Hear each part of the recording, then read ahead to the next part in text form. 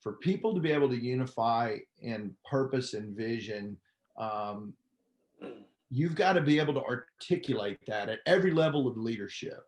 Like you've got to be able to give them, communicate the vision of what you're trying to do in your head to them. You know, I entered the Army during the Cold War, the industrial age, in which the military mirrored business of the 70s, 80s, and 90s. Our organizations were very hierarchical, bureaucratic, authorities held at the highest levels of the organization. We were risk averse. Everything was scripted. Leaders solved the problems, leaders made the decisions, leaders gave the orders, and everyone else did what they were told to do. And we actually increased the tactical risk with a desire to reduce risk.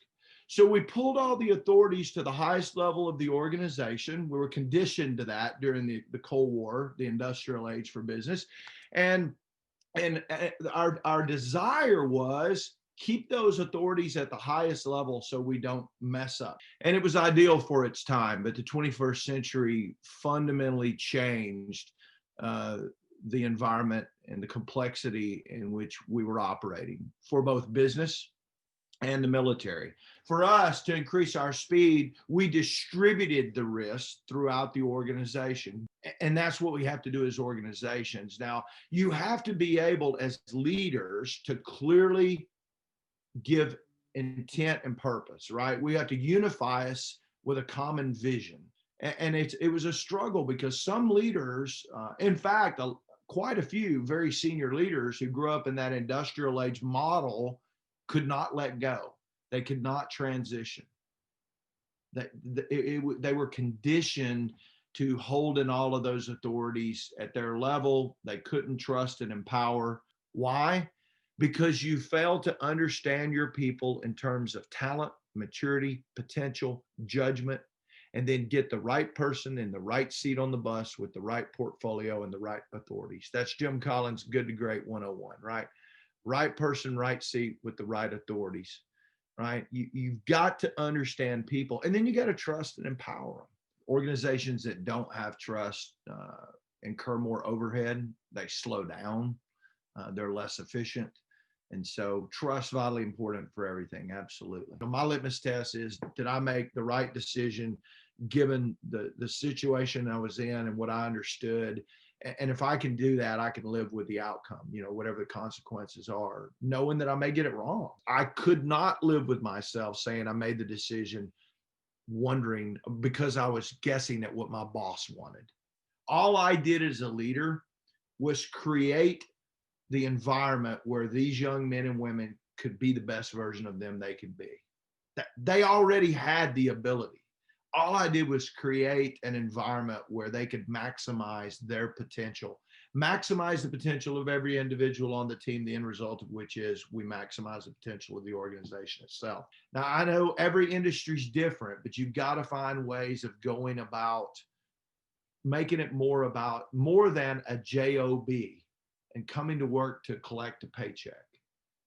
That didn't inspire anybody. That didn't fire me up. I'd ask you this in your organization.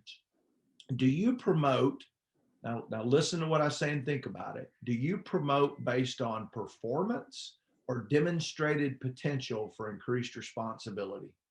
Patrick Lencioni said, if you could get all the people in an organization rowing the same direction, you could dominate any industry and any market against any competition at any time.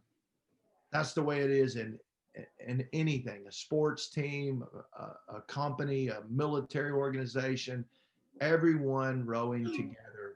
How do we get to that objective? How do we negotiate the terrain that we're trying to do business in? Well, we have to begin by unifying our team with vision and purpose. And so that's what I tried to do, try to get them to see this is our vision and our purpose. This is our objective. Now we have to have a strategy to go after it, right? Let's focus on the strategy we have. Then we need our people, our structure, and our tools. It's a heavy lift. I mean, changing behavior is not an easy thing to do in an organization. As a leader, for me, it was, where do I need to be on the battlefield? Where can I most influence, right? And so that's a question we as leaders have to ask. When I would see junior leaders use initiative and make decisions, even small things, I would champion that because that's the behavior I wanted to reinforce. You have to notice things that are trending the way you want them to go, and champion it and reinforce it day in and day out. I was able to get 2 master's degrees, write 3 books, and command a brigade in the 101st Airborne Division. So if that's not proof that the American dream's still alive, I don't know what is. Where else in the world could you have opportunity that would take you from certain, hourly wages, minimum wage at the mill, to the things that I was able to do?